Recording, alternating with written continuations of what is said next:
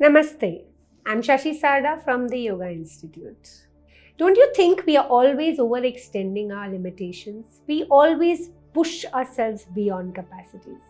Even if we are doing a workout, an asana practice, we want to go beyond that limitation that we have. When we are working, we always want to do that little extra so that we can achieve our goals faster. Even in our interpersonal relationships, we try to either do extra or want that extra from the other person. We are always imbalancing our boundaries. So it's very important to start setting boundaries. What do I mean by setting boundaries? What do I mean by boundaries itself? Well, there is always a boundary regarding everything, whether it's in your workspace, whether it's in your relationship space, whether it's your physical limitations, your mental limitations, your emotional limitations. We keep pushing ourselves. Sometimes we succeed and sometimes we actually fail because of our overextensions. So always understand, it's always healthy to set certain boundaries. Without having boundaries can really lead us to stress, a lot of mental worked upness, pressure, unnecessarily chaos in our physical body, which is actually not needed.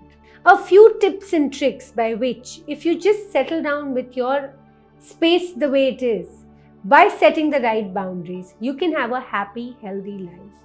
That's what the purpose of life is, right? We are all here to live a life full of happiness, joyfulness, and a lot of health. So let's understand a few techniques by which, by setting boundaries, we can really help our life become better. Defining boundaries. The number one reason. First of all, understand what is your limitations and what are your capacities. The moment you know your capacities, that's your strengths, and your limitations, that's your weaknesses. Once you know them very clearly, you know how to define the boundary. Till wherever you are comfortable, go ahead and do the work. The moment you start feeling discomfort, somewhere, either emotionally, physically, mentally, that's the setting of your boundary. So if my boss asks me to work for that 1 extra hour or 2 extra hours, if I'm happy and comfortable, please go ahead and do it. But if you feel that my work-life balance is more important, then set that boundary. Come in early or work more efficiently next day. Always take that time out. The moment you know how to define those boundaries, you exactly know how to work through your routine. The second technique which can help you is the one leading to the first one, work-life balance. Always create that work-life balance. Certain things which need your attention more at certain stages. That's the time, like say maybe just out of college, you need to work hard. That time you can give more importance to the work. But definitely do not give less importance to your health, to your fitness, to your family life. The moment you grow a little older and you come into an adult life, a married life, a more settled life, that time it's very important to have that balance. Balance between work and personal life, where you have a good interpersonal relationship with your partner, with your family, with your loved ones, and also give your 100% at the workspace. That is only possible if you define your boundaries, if you set your boundaries in the right way. If you know exactly what you want from your home front, from your personal front, and what you want from your work front, from your professional front. So keeping that work-life balance can really help you become stress-free and live a more calmer, peaceful, and a happier life. The third technique, preventing overcommitment. Most of the time we commit. As they say, do not make huge promises when you're happy. Sometimes we go beyond our capacities, and if we are in a very happy state of mind, we say, yes, I will do this work for you. Yes, I will be there for you. When it's actually time to do it in practice, it may get a little tough. So think before you commit and prevent overcommitment.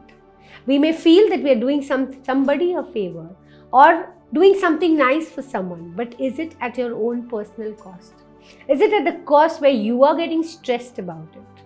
If you are, then it's time to say a no. Very important and a powerful technique is to say no to overcommitment. Commit as much as you can deliver. Do not overcommit and then get stressed about it and then want to deliver something which is probably right now beyond your capacity. Try to avoid overcommitment and try to work in your comfortable limits where you're not stressed but you're also delivering on time. And the fourth very beautiful technique is mental health. Everything depends on that one mental health aspect. Your physical health depends on mental health. Your work health depends on mental health. Your relationship health depends on mental health. Your any kind of work, anything that you do depends on your mental health. So if you are that calm, peaceful, tolerant person, you will see that you will be excelling in every field of your life. So give equal importance to mental health, and setting boundaries is one of the beautiful ways by which you can take care of your mental health. If you have defined your boundaries, if you have not overcommitted, if you have maintained a work-life balance, then mental health somewhere is always taken care of. But if any of these parameters are slightly shook, it gets difficult on the mental health. And if you're not mentally happy, comfortable, not having the right kind of feelings, thoughts and emotions, how do we even think that we are going to be able to deliver what we need to? It can be a deliverable at workspace. It can be a deliverable in a relationship. Any transaction that we are doing with anyone, the most important and the primary focus should be on maintaining mental health. And that's only possible by setting boundaries at the right time, in the right space, with the right people.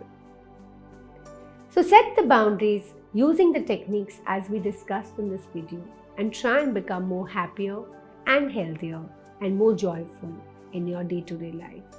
Thank you. Namaste.